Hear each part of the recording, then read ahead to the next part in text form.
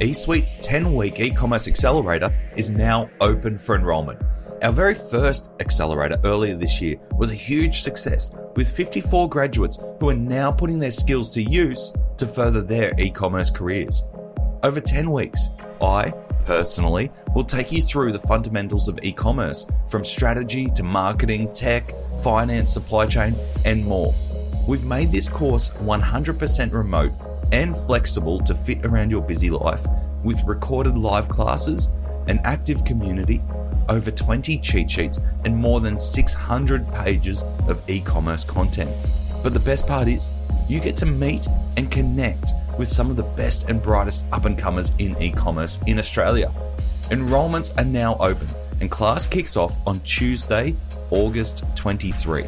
So, whether you want to enroll as an individual or, sneaky hint, persuade your boss to enroll the whole team, head on over to esuitetalent.com.au/accelerator to enroll online today. I hope to see you in there.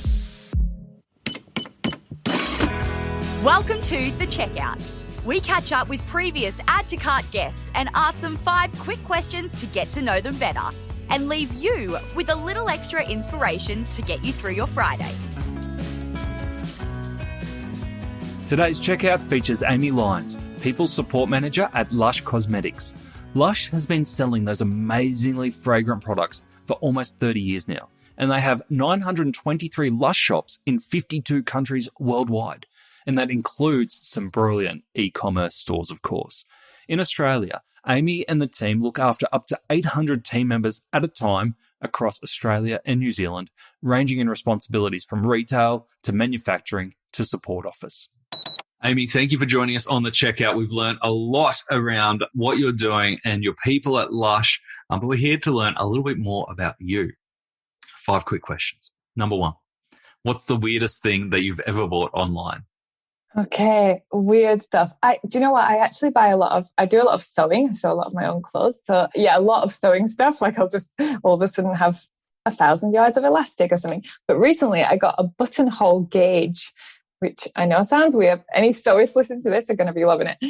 It means you can space out buttonholes very evenly. So I'm so excited to use it. Do you have like a separate room in your house for your sewing stuff, or is it scattered around the house? No, I actually do. In fact, I am in it right now. I have, it is a home office, but it also has a sewing space. My husband built me a big cutting table so that I could cut really, really big pieces of fabric. Yeah, that's amazing. Do you ever, when everything just gets overwhelming, do you ever go, I'm just going to sew for half an hour? Or do you need to kind of be in the zone for sewing? No, I do like to do that, actually. I really do like to just have a sewing break. But most of the time, it's just me and my kids. So, I have to, sometimes I have to think, right, when they're in bed, I'm going to give myself a little bit of sewing time. But I struggle knowing when to stop, Yes. That's the difficult part. Yeah, when you kick that creative brain in after dark, it's like, it can be dangerous because you never stop. All right, number 2, who is your favourite retailer?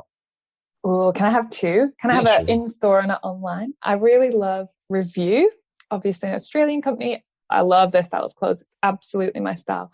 And there's a shop I go to.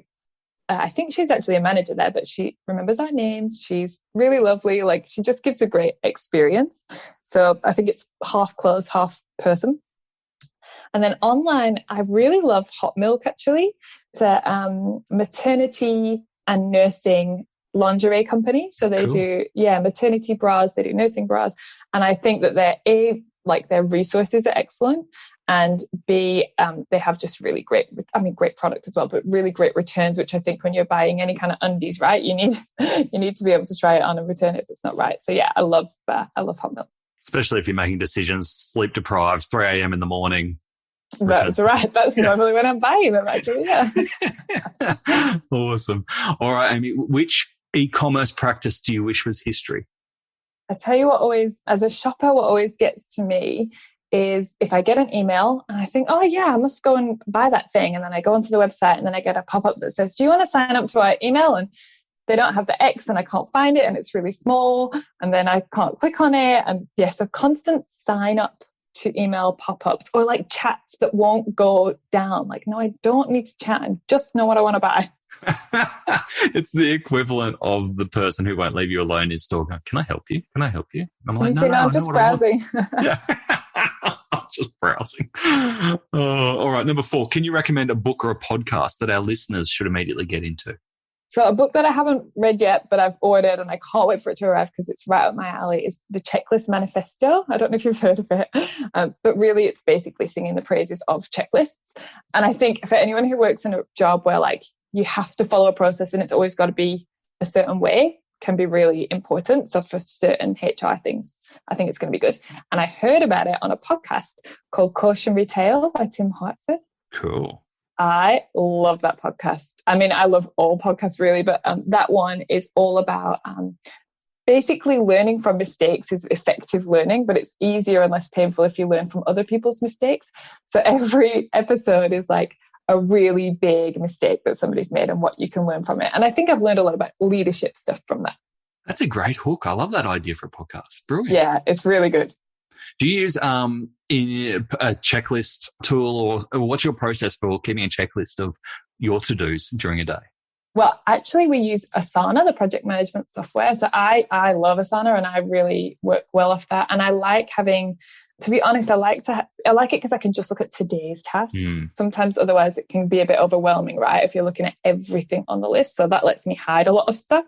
But with checklists at work, a lot of the time it's just an Excel spreadsheet. But as long as you know you just have to go through every single one of these things, and then you will have done an effective risk assessment or, a complaints procedure. I think, it can be quite simple.